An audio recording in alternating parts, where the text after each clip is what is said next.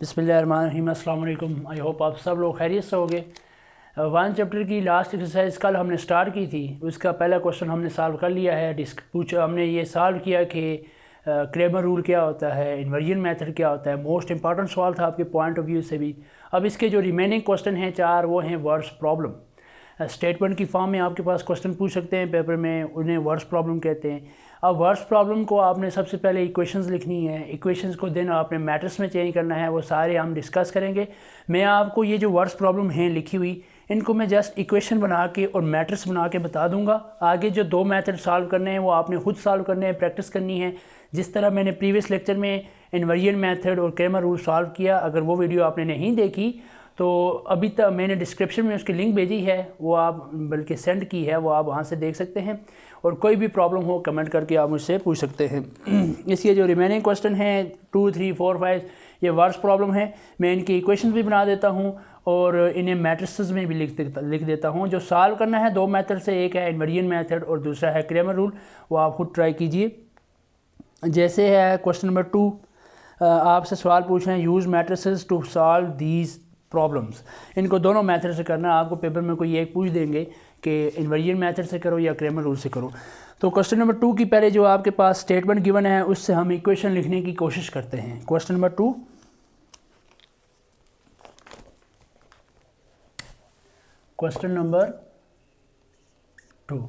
Question number 2 में आप कह रहे हैं, बुक में आप देखें, आपके पास अगर बुक है तो बुक खोल के इसको देखिए और इक्वेशंस बनाने की आप कोशिश कीजिए। जैसे कह रहे हैं कि क्वेश्चन नंबर 2 आपके पास, the length of a rectangle is 3 times its width. एक रेक्टेंगल की बात हो रही है और उसकी लेंथ और उसकी विड्थ की बात हो रही है। तो पहले तो मैंने जैसे प्रीवियस लेक्चर में बताया था, आपके पास लेफ्ट हैंड साइड पे 2 कंपोनेंट्स होने चाहिए, एक x और दूसरा y, और राइट हैंड साइड पे सिर्फ एक कांस्टेंट होना चाहिए। तो जिस तरह इधर आपके पास क्वेश्चन में कह रहे हैं length and the width of a rectangle, किसी एक को आप x कह दें और किसी को y कह दें। मैं यहाँ लिखने की कोशिश करता हूँ जो गिवन कंडीशन है कि सपोज या लेट कर देता हूँ, let length of the rectangle be x and width of rectangle BY। मैंने रेक्टेंगल की लेंथ को x कह दिया और विड्थ को y कह दिया। जैसे ही एक रेक्टेंगल है, मैंने इसकी लेंथ को x कह दिया और विड्थ को y कह दिया। अब क्या कह रहे हैं, स्टेटमेंट गौर से देखें। The length of a rectangle is 3 time it's width. Length of a rectangle x is equal to 3 time it's width. 3 time it's width, what is width, y। तो ये आपके पास एक इक्वेशन बनी, लेकिन ये इक्वेशन आपके पास स्टैंडर्ड नहीं है। हमने कहा था कि लेफ्ट हैंड साइड पे x और y कंपोनेंट्स होने चाहिए और राइट हैंड साइड पे आपके पास कोई भी कांस्टेंट होना चाहिए, वेदर वो 0 है कुछ भी है। तो ये x और y को इकट्ठा कीजिए, ये x ये इक्वलिटी के दूसरी साइड पॉजिटिव है, इस साइड लेके आए तो नेगेटिव हो गया, 3y इक्वल टू 0। इसको इक्वेशन नंबर 1 कह दीजिए। अब आगे स्टेटमेंट मजीद पढ़े। The perimeter of a rectangle. अब यहाँ देखने पेरीमीटर होता क्या है। पेरीमीटर, ये जो रेक्टेंगल होता है ना, इसका जो टोटल बाउंड्री है उसको पेरीमीटर कहते हैं। जैसे रेक्टेंगल की क्या होता है पेरीमीटर, 2 × x + y। ये आपने फार्मूला याद करना है। पेरीमीटर क्या होगा रेक्टेंगल का, रेक्टेंगल की जो बाउंड्री है उसको पैरामीटर कहते हैं। द टोटल डिस्टेंस या boundary of a rectangle is known as perimeter. तो इसका जो क्या फार्मूला बनेगा, 2 × x + y। The perimeter of a rectangle is 120। The perimeter of a rectangle 2 × x + y equal to 120। अभी भी ये आपके पास स्टैंडर्ड इक्वेशन नहीं है। 2 यहाँ मल्टीप्लाई और दूसरी साइड जाकर डिवाइड हो जाएगा। x + y equal to 120 divided by 2। 2 1 time 2, 2 6 time 2 है 0 एज इट इज़। तो x + y इक्वल टू 60। ये इक्वेशन नंबर 2 आ गई। तो दोनों इक्वेशन मिल गई। जैसे आपके पास क्वेश्चन नंबर 1 में इक्वेशंस थी, उसको मैट्रिसेस की फॉर्म में लिखा था। अब इक्वेशंस बन गई हैं, इनको मैट्रिक्स की फॉर्म में लिखते हैं आप। तो मैट्रिक्स कैसे बनेंगे, पहला मैट्रिक्स बनेगा 1, देखें x के साथ 1 है और दूसरा यहाँ पे भी 1, y के साथ -3 वाई यहाँ क्या है 1। इसी तरह दूसरा मैट्रिक्स क्या बनेगा एक्स वाई का, जैसे प्रीवियस लेक्चर में हमने सॉल्व किया। तीसरा मैट्रिक्स इक्वलिटी की दूसरी साइड कांस्टेंट, जैसे 0 और 60, ये मैंने बना दिए हैं। अब इन मैट्रिक्स को लेकर आप इन्वर्जन मेथड से भी सॉल्व कीजिए और क्रेमर रूल से भी सॉल्व कीजिए। इन्वर्जन मेथड से कैसे करेंगे, लेट कर दें इसको a, इसको x, इसको b, x equal to a inverse b, और क्रेमर रूल भी मैंने सॉल्व किया था। आपको ये बनाना आना चाहिए, इससे आगे तो बहुत इजी है, मैंने समझाया भी है इन्वर्जन मेथड कैसे करते हैं और क्रेमर रूल कैसे करते हैं। ये क्वेश्चन नंबर 1 था, मैंने यहाँ तक कर लिया। इधर से आगे आप मज़ीद सॉल्व कीजिए, दोनों मेथड से ट्राई कीजिए। क्वेश्चन नंबर 3 ट्राई करते हैं।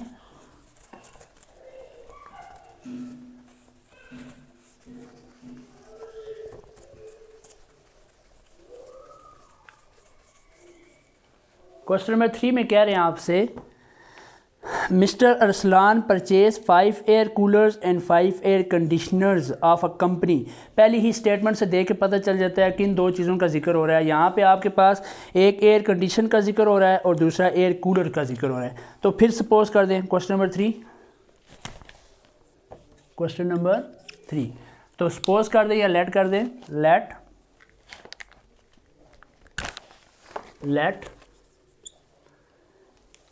x be a, let x be a air cooler, let x be a air coolers and y be a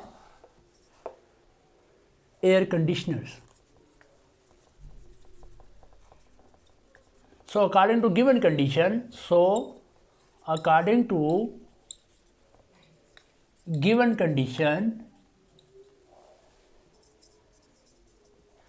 sorry मैंने लास्ट टाइम आपको बताया था कि मेरी बोर्ड राइटिंग इतनी अच्छी नहीं है, तो प्लीज़ इसको इग्नोर ही कीजिए। So according to given condition mister Arsalan purchase 5 air coolers. Air coolers को हमने क्या किया x, तो 5 एयर कूलर्स 5x। आगे क्या कह रहे हैं, एंड 5 एयर कंडीशनर्स, एंड और 5 कंडीशन मतलब पॉजिटिव साइन, ठीक है। उसने 5 एयर कूलर्स और 5 एयर कंडीशनर ख़रीदे, and 5 air conditioners. Air conditioner का हमने क्या कहा y, तो 5y इक्वल टू Rs 90,000। ये आपके पास एक इक्वेशन बनी, बिल्कुल स्टैंडर्ड फॉर्म में है, x कंपोनेंट y कंपोनेंट और आपके पास एक कांस्टेंट, इसको इक्वेशन 1 कह दीजिए। मज़ीद सॉल्व करने की ज़रूरत ही नहीं है, आपके पास बिल्कुल इक्वेशन एक स्टैंडर्ड फॉर्म में लिखी हुई है। आगे देखें दूसरी स्टेटमेंट में क्या कह रहे हैं कि he then paid of Rs 60,000 for 2 room coolers.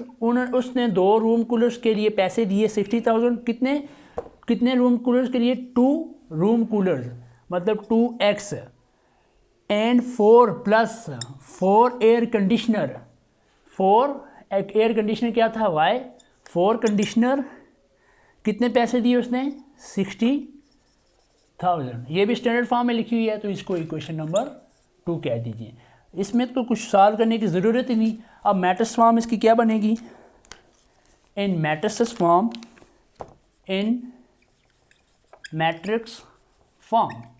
फ़ौरन मैट्रिक्स फॉर्म में लिखना है, तभी आपके पास आगे सॉल्व होंगे। तो पहला मैट्रिक्स क्या बनेगा 5 2 5 4। दूसरा मैट्रिक्स क्या बनेगा XY, और तीसरा बना राइट साइड के कांस्टेंट 90,000 एंड 60,000। अच्छा, ये कामास भी आपको आने चाहिए। स्टैंडर्ड फॉर्म में कामास कैसे लिखते हैं पाकिस्तानी वे में भी मैं नेक्स्ट वीडियो इंशाल्लाह बनाऊंगा कि स्टैंडर्ड फॉर्म में कामा लिखने का तरीका क्या है और पाकिस्तानी वे में लिखने का तरीका क्या है, वो भी मैं आपको सिखा दूंगा। ये आपके पास बन गए हैं मैट्रिक्स फॉर्म में। इसको आप मज़ीद इन्वर्स मेथड से भी सॉल्व कीजिए और क्रेमर रूल से भी सॉल्व कीजिए, वो हमने इस वीडियो में किया हुआ है, तो आप इसको ट्राई कीजिए। अब क्वेश्चन नंबर 4 की मैं इक्वेशंस फिर लिख देता हूँ, मैट्रिक्स फॉर्म भी फिर लिख देता हूँ। क्वेश्चन नंबर 4 आ गया,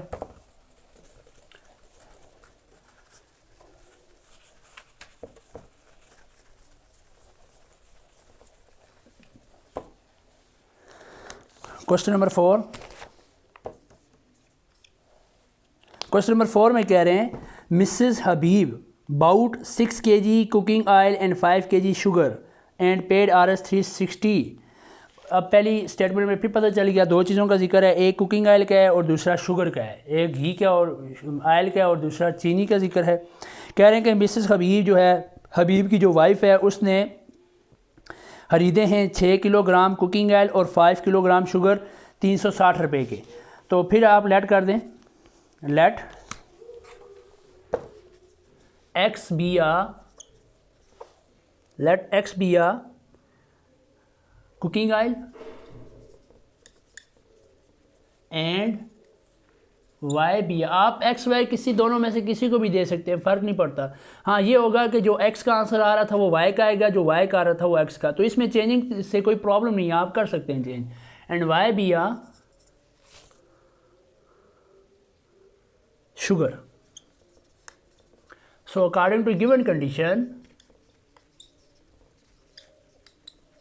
आपको गिवन कंडीशन से क्या पता चला, कौन सी इक्वेशन बनेगी आपके पास।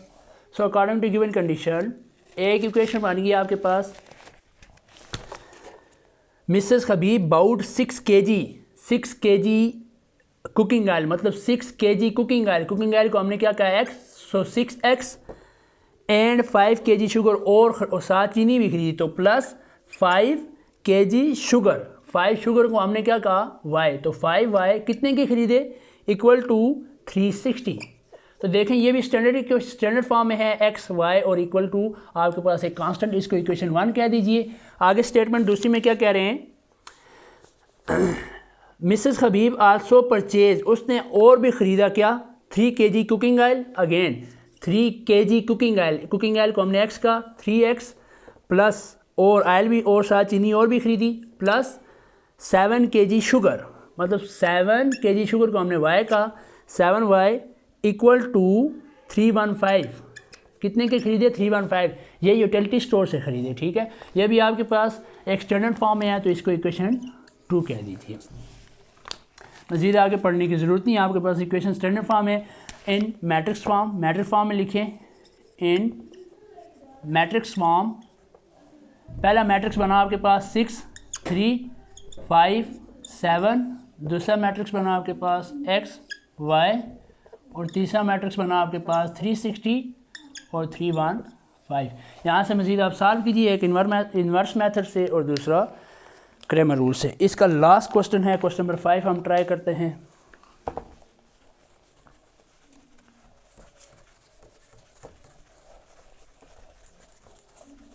तो अभी तक अगर आपने मेरा YouTube चैनल सब्सक्राइब नहीं किया तो प्लीज़ इसको सब्सक्राइब कीजिए, लाइक भी कीजिए, शेयर कीजिए, और जो भी प्रॉब्लम है मुझे कमेंट करके आप बता सकते हैं, दोस्तों के साथ शेयर कीजिए।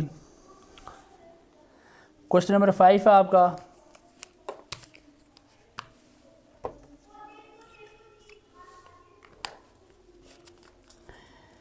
स्टेटमेंट्स गौर से देखें बुक पर, अब आप ये बुक देखें उस पर। During the month of May, ये आपके पास थोड़ा सा कॉम्प्लिकेटेड है क्योंकि इसमें 2 मंथ डिफरेंट पूछे गए हैं, तो इस पर गौर करना है। During the month of May के महीने में the bill for 5 magazines and daily newspaper. तो अगेन दो चीज़ों का जिक्र है, एक मैगजीन्स का है और दूसरा न्यूज़पेपर का है। तो लेट एक्स बी आ मैगजीन्स एंड वाई बी आ newspapers. So according to given condition, आपके पास पहली जो बनेगी इक्वेशन वो क्या बनेगी, गौर से देखिए इसमें। During the month of May, ये मई के महीने की बात हो रही है, ये गौर से देखिए आप। During the month of May the bill for 5 magazine को क्या कहा हमने, X, 5x and daily newspaper plus daily newspaper को हमने क्या कहा, वाई। अब डेली न्यूज़पेपर, हर दिन न्यूज़पेपर, इन्होंने आपके पास एक न्यूमेरिकल वैल्यू नहीं दी, यही पजल करने के लिए डेली कहा। मतलब आपके पास मंथ कौन सा था, मई में कितने दिन होते हैं, 31। तो डेली न्यूज़पेपर मतलब 31y, ये आपने गौर से देखना है। 31y इक्वल टू कितने की इसके पैसे बने टोटल इन दोनों के 230। एक इक्वेशन बिल्कुल स्टैंडर्ड फॉर्म है, इसको इक्वेशन 1 कह दें। अब आगे मज़ीद देखें आप, while the bill for 4 magazines, और 4 मैगजीन को हमने एक्स कहा, and daily newspaper plus daily newspaper, फिर आपके पास न्यूमेरिकल वैल्यू नहीं दी न्यूज़पेपर की, वाज RS 210, ये कितने के थे जी 210 के। अभी हमने ये फिलिंग द ब्लैंक्स खाली छोड़िए ब्लैंक्स, इसमें हम लिखेंगे for the month of June. अब जून के महीने की बात करें कि जून का महीना के रोज़ाना दिन, जून के महीने में कितने दिन होते हैं 30, सो 30y इक्वल टू 210। ये आपके पास अगेन स्टैंडर्ड फॉर्म में है, इसको इक्वेशन 2 कह दीजिए। अब लिखें राइट इन मैट्रिक्स फॉर्म, इन मैट्रिक्स फॉर्म।